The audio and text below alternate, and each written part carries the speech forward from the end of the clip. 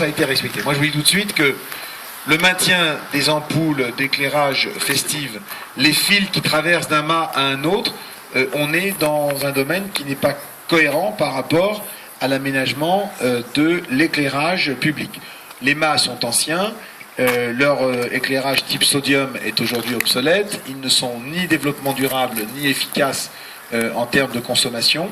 Et donc, sur cette partie qui concerne l'aménagement éclairage, il manque un deuxième point qui est très important, c'est la partie vidéoprotection, car dans les zones de fréquentation aussi importantes en habitation, en école, on doit mettre au sommet des mâts de la vidéoprotection pour pouvoir permettre de sécuriser, contrôler, vérifier le stationnement ventouse, regarder comment les enfants sont sécurisés et protégés en sortie d'école, et puis on doit aussi lutter contre la petite délinquance et contre les sujets qui sont dérangeants pour les uns et pour les autres. Deuxième thème qui est évident, c'est tout ce qui va concerner les équipements et les appareillages publics, et notamment ce qu'on appelle les bacs de récupération papier, les poubelles, qui sont situés donc de part et d'autre de l'école. Vous savez que le plan Vigipirate et la sécurisation de nos écoles fait que nous ne devons pas avoir de bacs de collecte qui sont opaques. Ils doivent donc être transparents et on doit pouvoir vérifier ce qu'il y a à l'intérieur de chacun des récipients. Et bien là, vous avez la possibilité d'observer que pour les deux premières poubelles qui sont situées à droite et à gauche de la sortie de l'école, nous avons des bacs qui sont actuellement opaques et qui ne permettent pas donc de vérifier ce qu'il y a à l'intérieur. Ça veut dire que aujourd'hui, en termes simplement de prévention, nous n'avons pas les équipements de collecte qui correspondent aux standards. Ce n'est pas un équipement qui aurait dû être changé dans l'année qui vient ou dans l'année qui vient de s'écouler. Ce sont des équipements qui devraient être changés depuis maintenant une quinzaine d'années. On n'est pas sur un problème d'équipement récent, on est sur un problème d'équipement ancien. Troisième sujet qui est visible ici dans ce secteur, c'est ce qu'on appelle l'élagage préventif. Alors l'élagage préventif, vous savez que quand un arbre est situé sur un terrain privé, vous demandez au propriétaire d'organiser l'élagage de son arbre, à minima une fois tous les 2 ans, au mieux une fois tous les ans, pour organiser ce qu'on appelle tout simplement la protection de l'espace public. Aujourd'hui, cet arbre, tel qu'il est positionné au-dessus de la voirie, au-dessus des véhicules, des enfants et du passage, présente une dangerosité. Une dangerosité au vent, une dangerosité à la chute, et évidemment, ce sujet-là n'a pas été traité, puisque maintenant, depuis une dizaine d'années, cet arbre n'a jamais été taillé. Et puis, quatrième sujet sur cette petite placette, c'est l'organisation donc de l'espace public. Vous observez que depuis qu'a été installé cet espace, lorsque des mamans viennent récupérer des enfants ou déposent des enfants, vous avez aussi une circulation de bus qui s'organise sur cette voie. Eh bien, vous avez les bus qui sont stoppés à chaque fois qu'un véhicule vient se positionner parce qu'on n'a pas prévu d'espace de stationnement dit de courte durée qui permettent simplement de faire en sorte que quand vous voulez poser ou déposer un enfant, vous pouvez le faire sans gêner autrui. C'est l'exemple des déposes minutes qui sont organisées aux abords des stations, des gares, et qui permettent de faire de la dépose minute quelque chose d'extrêmement rapide et qui n'obstrue pas l'espace public. Enfin, vous pouvez vous interroger, ce que j'ai évoqué hier soir à Péry, sur ce qui va se passer lorsque les enfants vont sortir de l'école aux alentours de 16h20 pour la première série, vers quel parc, quel espace vert ils vont se diriger. Vous savez que dans le projet municipal que je défends, je me suis engagé à ce que pour tous les espaces de scolarisation, à moins de 5 minutes à pied, les enfants bénéficient d'un espace de déambulation et de détente.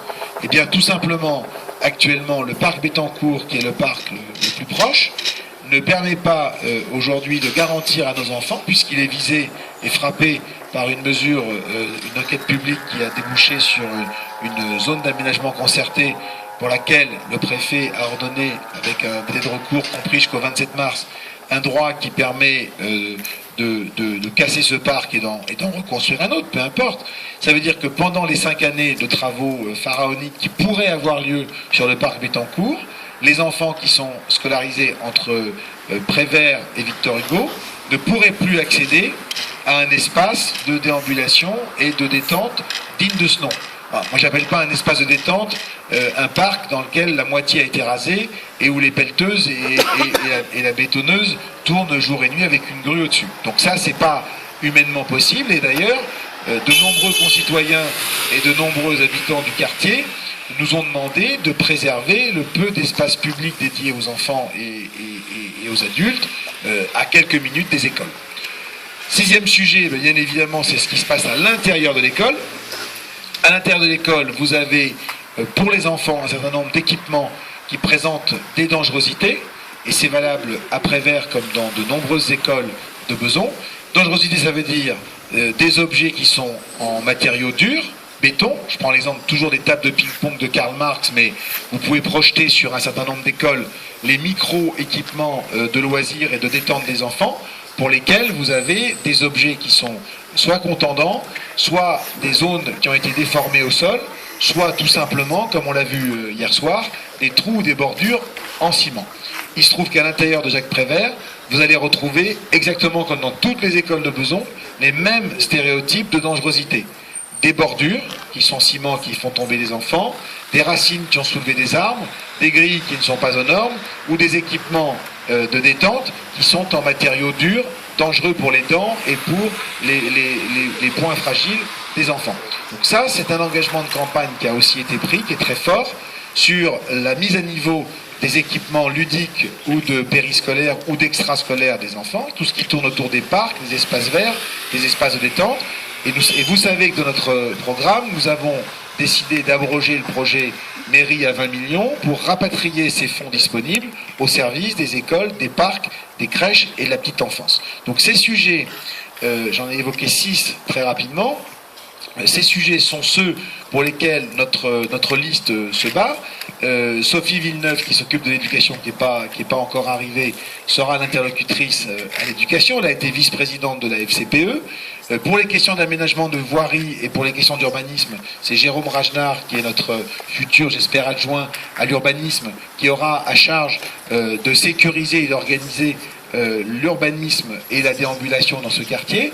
Et si, par exemple, nous sommes élus le 23 mars prochain, dans les premières décisions que nous prendrons d'abrogation du projet ZAC Cœur de Ville, qui est un projet un peu important, qui prendra quelques semaines de démontage juridique, mais qui sera décidé par la nouvelle majorité municipale, nous aurons aussi quelques actes simples et symboliques que Jérôme pourra organiser.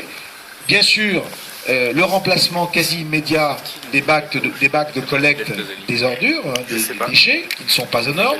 Bien sûr, la demande et l'injonction d'élagage avec le délai nécessaire pour pouvoir permettre au propriétaire de le faire, mais s'il ne le fait pas, bien évidemment, alors là, voilà, là on a typiquement ce qui se passe la journée quand les mamans déposent ou récupèrent des enfants, un bus qui reste coincé pendant 5-10 minutes à chaque sortie d'école. À chaque fois, ce qui se passe ici. Et donc, dans les premières décisions,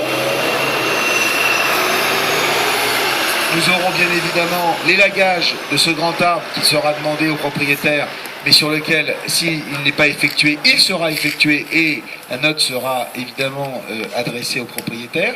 Et puis, vous l'avez vu, ce fil qui traverse l'espace public est le même que celui à la grâce de Dieu qui passe d'un mât à l'autre, ce fil qui est évidemment une gêne pour le bon fonctionnement de l'éclairage public.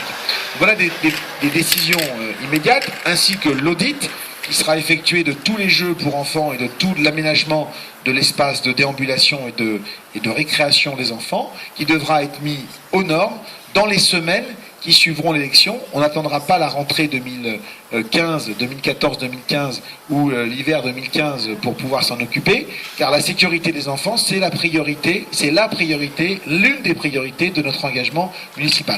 L'inventaire des objets dangereux dans les écoles, les portes anti-pincement, les zones de tables de ping-pong en béton ou les grilles d'arbres qui sont dangereuses et qui peuvent pousser certains enfants à malheureusement avoir un certain nombre de sévices, de chutes, d'accidents. Et bien ça, c'est le premier travail, le premier engagement que nous devons avoir pour nos écoles. J'ai toujours dit dans mon programme municipal que je refusais de mettre des millions d'euros dans des équipements publics qui ne sont pas directement au service de la population. Je prends un exemple, je regrette formellement qu'1 million d'euros, 960 000 précisément, ait servi à créer un nouveau parc dans la zone tête de pont, un endroit où il y a une population assez faible, où finalement, entre un terrain à construire par le promoteur Achéreau, un terrain occupé par un camp de Rome, un chemin de halage qui est absolument pas du tout aux normes, et la route qui va vers Carrière, on est finalement installé un parc qui aujourd'hui, pour 1 million d'euros, ne représente pas une solution utile, efficace pour les populations qui vivent aujourd'hui à Jacques-Prévert, à la salle Gavroche, autour de Victor Hugo ou rue Francis de Pressensé. Et donc, la priorité, c'est de remettre cet argent disponible au service de la proximité et des zones où les populations habitent. Ici, aux impressionnistes, il y a un certain nombre de petits espaces de déambulation et d'espaces verts à l'intérieur, mais vous savez qu'ils sont parfaitement insuffisants pour accueillir la population ici. Et quand vous n'habitez pas en pavillonnaire et que vous n'avez pas vous-même un parc ou un jardin à votre disposition, vous êtes très heureux de pouvoir déambuler dans les parcs et jardins de Besançon. Donc j'adore le titre de Besançon Info de ce mois-ci qui nous montre la vie en vert. Je suis vraiment très heureux qu'à 1 semaine, à 2 semaines des élections, ce Besançon Info soit consacré à un projet de mise au vert de nos parcs et jardins. Mais je dis que la ficelle est un petit peu grosse, car en réalité, cette priorité aurait dû être celle de la mandature précédente. Et vous savez combien je me suis battu au conseil municipal pour que ces parcs et jardins soient remis à niveau, protégés, préservés, entretenus. Je vous invite d'ailleurs le 21 mars prochain, et je répondrai ensuite à vos questions bien évidemment, je vous invite le 21 mars prochain à faire la fête au parc Bettencourt pour le printemps, avec Nathan, et je pense que pour nous, l'entretien du parc Bettencourt, sa mise en valeur, la possibilité de pouvoir y travailler, et s'y détendre, pardon, et pas y travailler, s'y détendre, est quand même une de nos grandes priorités. Voilà, je vais répondre à vos questions si vous en avez sur ce secteur de Jacques Prévert. Je suis évidemment extrêmement motivé pour que vous puissiez à la fois dans votre porte-à-porte, dans vos réunions de quartier, pouvoir relayer cette parole, parce qu'elle est essentielle pour qu'aujourd'hui les Besonnaises et les Besonnais puissent faire un véritable choix le 23 mars prochain. Voilà. Pour Jacques Prévert, donc je suis à votre disposition. Voirie, éclairage, sécurisation des écoles, mise en place de la vidéoprotection, police municipale, organisation de l'espace pour pouvoir accueillir les véhicules correctement lorsqu'il y a des déposes et pouvoir laisser passer nos bus. Je suis évidemment à votre disposition pour y répondre. Merci.